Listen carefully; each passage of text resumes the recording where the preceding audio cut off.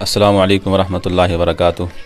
سامعین، جو ہمارا کومنٹ باکس کا سوال و جواب کا سیکشن ہے، روزانہ ہم آپ کے سوالات کا جوابات دیتے ہیں اور دینے کی کوشش کرتے ہیں۔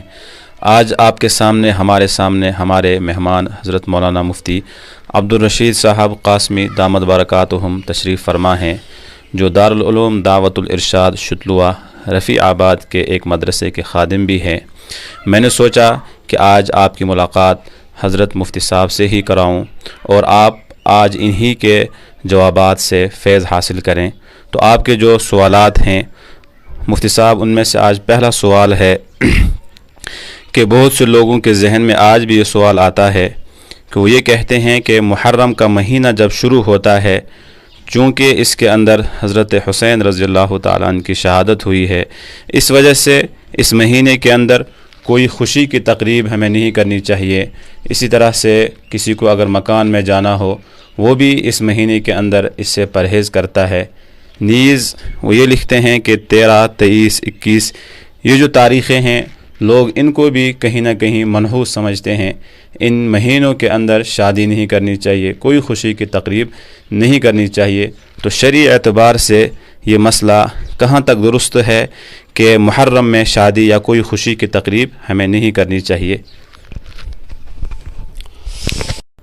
بہت بہت شکریہ مفتی صاحب، آپ نے یہ سوال پوچھا ہے۔ اللہ رب العزت آپ کو جزائے خیر دے۔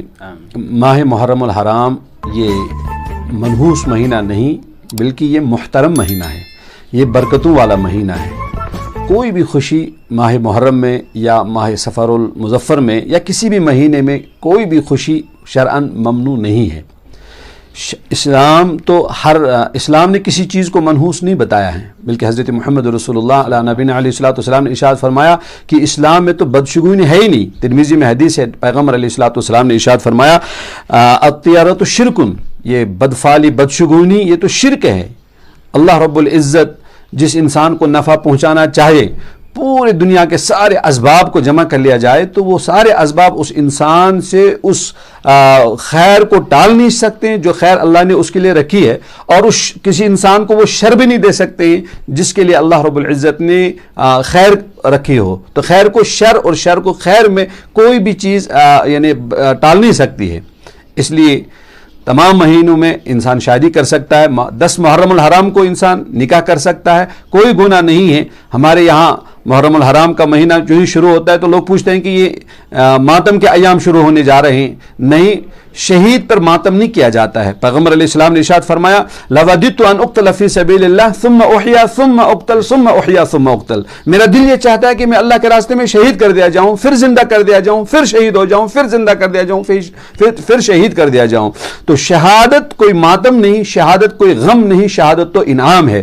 یہ تو حضرت حسین رضی اللہ تعالیٰ عنہ کی قسمت تھی کہ اللہ رب العزت نے ان کی جو شہادت رکھی تھی وہ بھی رب الرحمن نے ماہ محرم الحرام میں رکھی تھی۔ اور محرم الحرام یعنی یوم عاشورہ کو جو فضیلت ہے، اس وجہ سے فضیلت نہیں کہ اس میں حسین رضی اللہ تعالیٰ عنہ شہید ہو گئے، بلکہ نہیں، اسے تو آدم علیہ الصلوۃ والسلام سے لے کر حضور علیہ الصلوۃ والسلام تک تسلسل کے ساتھ فضیلت اس کو حاصل ہے۔ تو یہ تو خوش قسمتی تھی حضرت حسین رضی اللہ تعالیٰ عنہ کی۔ بہرحال ان مہینوں میں، چاہے سفر کا مہینہ ہو، محرم الحرام کا مہینہ ہو، ان دنوں میں کوئی بھی خوشی کی تقریب انجام دینا جائز ہے، شرعاً اس میں کوئی قباحت نہیں، نکاح کرنا جائز ہے۔ بلکہ جو لوگ اس کو پھیلا رہے ہیں کہ یہ ماتم کے ایام ہیں، اللہ اکبر، حضرت فاطمہ رضی اللہ تعالی عنہا کا نکاح جو حضرت علی رضی اللہ تعالی عنہ کے ساتھ ہوا ہے، ایک روایت کے مطابق وہ محرم الحرام میں ہی ہوا ہے، اور خود آقائے دو جہاں حضرت محمد رسول اللہ علیہ نبی علیہ الصلوۃ والسلام نے جو حضرت خدیجہ کے ساتھ نکاح کیا وہ بھی ماہ محرم الحرام میں وہ نکاح ہوا ہے۔ اس لیے صحابہ رضوان اللہ اجمعین، تابعین، تبع تابعین اور ہزاروں واقعات اس طرح کو آپ ملیں گے کہ ماہ محرم الحرام میں نکاح ہوئے ہیں، شادیاں ہوئی ہیں، خوشیاں ہوئی ہیں۔ اور اگر ہم یہ کہیں کہ کسی شخص کی شہادت واقع ہوئی تو اس وجہ سے، اس کی شہادت کی وجہ سے اس مہینے کو ماتم کا مہینہ یا اس ہفتے کو ماتم کا ہفتہ ہم نے بتلانا ہے، تو پھر شرعاً تو کوئی بھی دن آپ کو نہیں بچے گا جس میں کسی نہ کسی ایسی شخصیت کی شہادت واقع نہ ہوئی ہو۔ اس لیے بہرحال پیغمبر علیہ الصلوۃ والسلام نے فرمایا کہ مسلم شریف میں حدیث ہے کہ نبی علیہ الصلوۃ والسلام نے فرمایا 70,000 لوگ بغیر حساب و کتاب کے جنت میں جائیں گے. ان 70,000 میں وہ لوگ بھی ہوں گے جو یہ بدشگونی نہیں لیتے ہیں. یعنی کسی مفتی صاحب لوگ جیسے کہتے ہیں کہ اگر ہمارے گھر کی چھت پر الو بیٹھ جاتا ہے, بلی سامنے سے گزر جاتی ہے, کوئی آدمی سامنے سے صبح کے ٹائم گزرتا ہے, جی بالکل, تو اس کو بھی لوگ بدشگونی سمجھتے ہیں, یہ بھی اسی کے اندر داخل آتا ہے. یہ بھی بالکل, یہ تو جہالت کی چیزیں ہیں کہ بلی راستہ کاٹے یا الو گھر پہ بیٹھ جائے, وہ رات کو وہ آواز کرنا شروع کر دے تو اس سے لوگ برا مطلب لے لیتے ہیں. یہ سب جہالتی کی چیزیں ہیں. قرآن کریم میں ہے وَيَمْسَسْكَ اللَّهُ بِالضُّرٍّ فَلَا كَاشِفَ لَهُ إِلَّا هُوَ وَإِن يُرِدْكَ بِخَيْرٍ فَلَا رَادَّ لِفَضْلِهِ يُصِيبُ بِهِ مَن يَشَاءُ مِنْ عِبَادِهِ. اللہ رب العزت ارشاد فرماتے ہیں کہ اللہ رب العزت اگر کسی شخص کو خیر پہنچانا چاہیے تو دنیا کے سارے اسباب اس خیر کو شر میں نہیں بدل سکتے ہیں, اور جس کو رب رحمان شر دینا چاہیے تو سارے دنیا والے اگر مل جائیں یا سارے اسباب آ جائیں وہ اس شر کو خیر میں تبدیل کرنا چاہیں, ایسا نہیں ہو سکتا ہے. یہ تو قرآن کریم ہمارا بتاتے ہیں. یہ جاہلیت کی چیزیں ہیں, ہمیں اس کی اصلاح کر لینی چاہیے کہ ماہ محرم الحرام یہ ماتم کا مہینہ نہیں, سفر کا مہینہ, یہ منحوس نہیں, کوئی بھی مہینہ منگل کا دن, بدھ کا دن یا 23 یا 13 کے تاریخ یا 21, یہ سارے لوگ کہتے ہیں کہ نہیں یہ منحوس تاریخیں ہیں. بدھ کا دن بھی یا منگل کو بعض لوگ کہتے ہیں یہ منحوس ہیں. شرعاً منحوس بالکل کوئی بھی دن نہیں ہے. اگر ہم چاہیں تو شب قدر میں بھی, کیا عید الفطر کے دن بھی, عید الاضحیٰ کے دن بھی ہم نکاح بھی کر سکتے ہیں, اور ان کے علاوہ کسی بھی دن آپ نکاح کر سکتے ہیں. شرعاً اس میں کوئی قباحت نہیں ہے. جو لوگ یہ کر رہے ہیں وہ جاہلیت کی چیزیں ان میں آ گئی ہیں. مفتی صاحب شرعاً اس میں کوئی گنجائش نہیں ہے. جزاک اللہ مفتی صاحب. دوسرا سوال یہ پوچھتے ہیں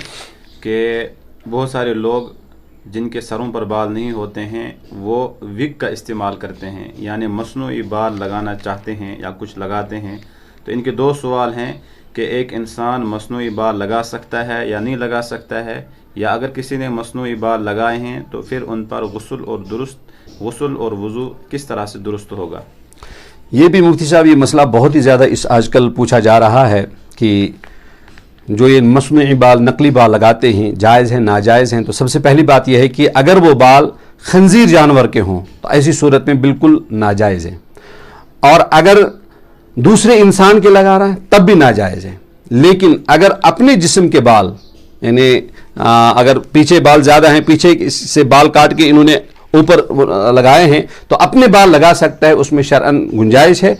جس طرح عام طور پر پلاسٹک سرجری ہوتی ہے کہ جسم کے ایک جگہ سے گوشت کاٹ کے دوسری جگہ پہ لگاتے ہیں, شرعاً اس کی گنجائش ہے, ایسا کر سکتے ہیں. تو دو چیزوں سے احتراز ہم نے کرنا ہوگا. نمبر ایک, خنزیر کے بال نہیں ہونے چاہیے اور دوسرے انسان کے بال نہیں ہونے چاہیے. اگر ان کے علاوہ اور اپنے بال یا اور بال کی جو بھی صورت ہو سکتی ہے اگر وہ ہم لگاتے ہیں تو شرعاً لگانا جائز ہے, بشرطے کہ کسی کو دھوکہ دینا مقصود نہ ہو.